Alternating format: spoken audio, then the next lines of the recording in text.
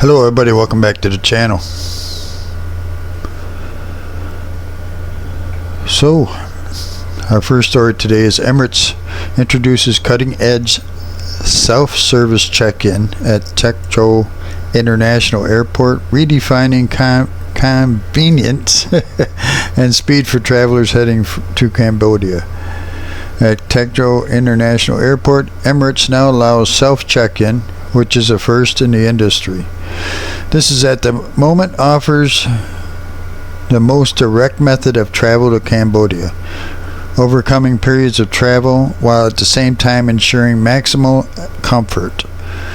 This is a method which allows travelers to check in independently, thus easing a common type of congestion at busy international airports. Self check-in is the first of passport control, boarding, seat selection, and updating personal information, and travelers gain the most direct travel to a single touch port at a single terminal. The speed which is artifacted ensures a finely tuned travel experience at very competitive international benchmarks. So we'll jump over to the Philippines here. Philippines Dinorado awarded second best rice in the world. Dinorado. I apologize if I pronounce it wrong. So the locally grown Dinorado rice, formerly known as Mabango, received second place honors at the World's Best Rice Award in Phnom Penh, Cambodia, the Department of Agriculture said. Out of 30 entries from rice powerhouses like Thailand, India, and Australia, Mabango outshone 27, proving it has both the substance and the scent to stand among the planet's finest grains, the DA said in a statement on Wednesday. Philippines rice industry stakeholders movement submitted the rice entry developed by the DA's Philippine Rice Research Institute in 2009, known for its aroma, tenderness, and taste.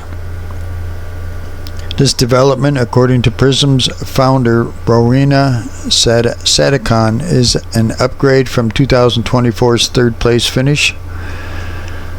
This win isn't just about quality, it's about identity. A reminder that the Philippines is not only the world's largest rice importer, but also a nation capable of producing world-class, sustainable, and export-worthy rice. Sadikon said it as quoted in the statement. This is proof that our local farmers and scientists can hold their own against the world's best, Agriculture Secretary Francisco Tiu Loro said. Dinorado placed just behind a two-way tie for gold awarded to Vietnam's three-time champion ST25 rice and Cambodia's seven-time champion PHKE Ramdol rice. So congratulations to them in the Philippines. And we'll stay with the Philippines. We have the Quezon City government is stepping up its flu prevention campaign as cases of influenza-like illness, ILI, rise, urging residents to immediately seek medical consultation once they experience flu-like symptoms.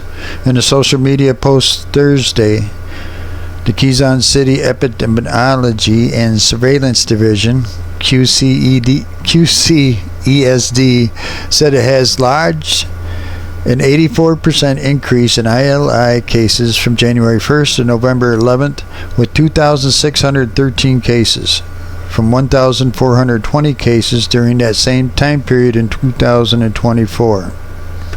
ILI mostly affected children 14 years old and below, with 1,640 cases, and adults 55 years old and above with 268 cases.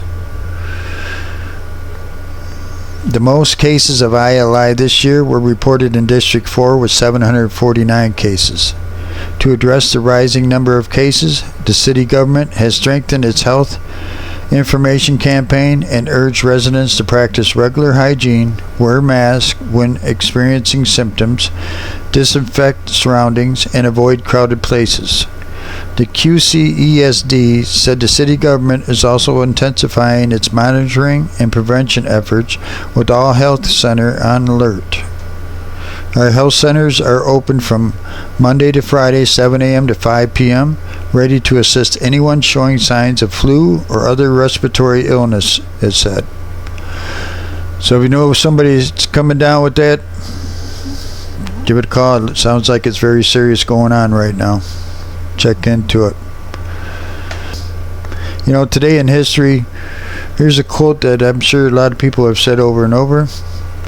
Benjamin Franklin in 1789, in a letter to Jean-Baptiste Leroy, Benjamin Franklin writes, "In this world, nothing can be said to be certain, except death and taxes." How many times have somebody said that? Never knew where it came from. There you go. One other big thing happened on this date in 1856. The great bell of Big Ben first chimes in the foot of the still unfinished clock tower outside the Palace of Westminster. So today's the day, 1856. Over in New York, honors 250 years of military service in the nation's largest Veterans Day parade. The largest Veterans Day parade in the country filled Fifth Avenue with thousands of marchers and spectators who braved freezing temperatures to salute those who served. It became a day of flags, salutes, and stories of sacrifice that stretch across generations. Happy Veterans Day, belated Happy Veterans Day. Let's turn ourselves over to the sports world. Start off with the NBA. Final scores: the Hawks beat the Kings 133-100. The Lakers lost to the Thunder 121-92.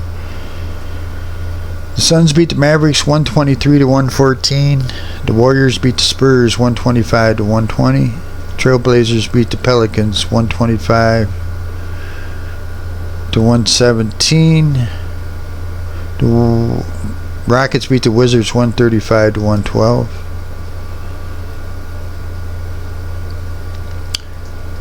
Cavaliers beat the Heat 130-116. Celtics beat the Grizzlies 131-95. Magic beat the Knicks 124-107.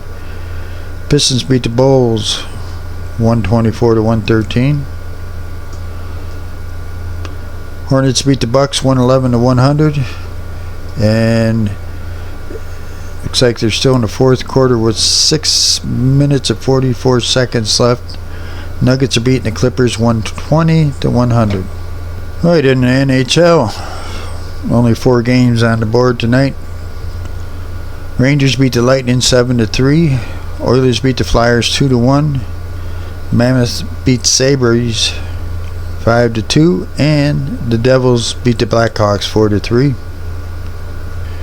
All right, over in Major League Baseball, here's the awards that have been given out. The MVP awards in the American League. Or is this the finalists? These are the finalists MVP awards.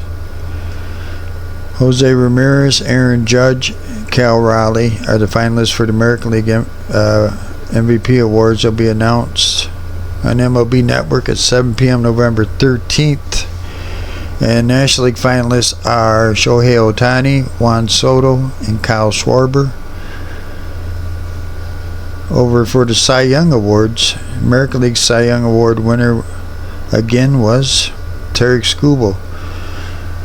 Became only the 12th pitcher to win back-to-back Cy Young Awards. He led the American League with a 2.21 run average, a 0.89 whip, and while fanning 241 and 195.1 innings. He went 13-6 for the Tigers. And the National League Cy Young Award winner for the Pittsburgh Pirates was Paul Skeens. Unanimous selection. He led the MLB with a 1.97 earned run average. Became just the 3rd pitcher to win Rookie of the Year and Cy Young honors within their first 2 seasons. So, Rookie of the Year award went to, in the American League, unanimous selection for American League Rookie of the Year was Nick Kurtz for the Oakland Athletics in 117 games. Kurtz posted a .290, .383, .619 slash, leading all rookies with 36 homers, 86 RBIs, 90 runs scored. Over in the National League, the 10th Braves player to win the National League Rookie of the Year honors was catcher Drake Baldwin. He slashed a .274, .341, .469 with 19 home runs and a National League leading 3.1 WAR. Yeah. While ranking as one of the best blocking backstops in the game. For Manager of the Year awards, the American League, a historic surge that saw the Guardians overcome the biggest defect of 15.5 games to win the division, allowed Stephen Vogt to make history himself in winning the American League Manager of the Year award in each of his first 2 seasons in the helm. Over in the National League, the Brewers went from a National League Central afterthought to the best record in MLB, 97-65, as Pat Murphy became just the second National League skipper to earn Manager of the Year honors in consecutive seasons. So there you have it for those awards there. Just in case you missed them, there's a couple still yet to go, I believe. Of course, the MVP finalists will be announced on the night of the 13th at 7 p.m. Let's take a look at the NFL, just in case you all missed it. Denver beat the Las Vegas Raiders 10-7. Colts beat the Atlanta Falcons 31-25. Texans beat the Jaguars 36-29. Saints beat the Panthers 17-7. Patriots beat Tampa Bay 28-23. Jets beat Cleveland 27-20. Ravens beat the Vikings 27-19. Dolphins beat the Bills 30-13. Bears beat the Giants 24-20. Seahawks beat the Cardinals 44-22. The Lions beat the Commanders 44-22. Rams beat the 49ers 42-26. Chargers beat the Steelers 25-10, and the Eagles beat the Packers 10-7. NFL standings in the AFC East, Patriots are on top at 8-2. Steelers are on top in the North at 5-4. In the South, Indianapolis is on top at 8-2, and in the West, Denver's on top at 8-2. And in the NFC, the Eagles are on top in the East at 7-2. In the North, Detroit's on top at 6-3. In the South, Tampa Bay's on top at 6-3. In the West, Seattle is on top at 7-2. Appreciate y'all stopping by. See how this goes. I'm trying to work on this and get it going for you. Get it all covered. Hope you enjoyed it. We'll see you next time. Y'all have a great day, great night, whatever the case may be.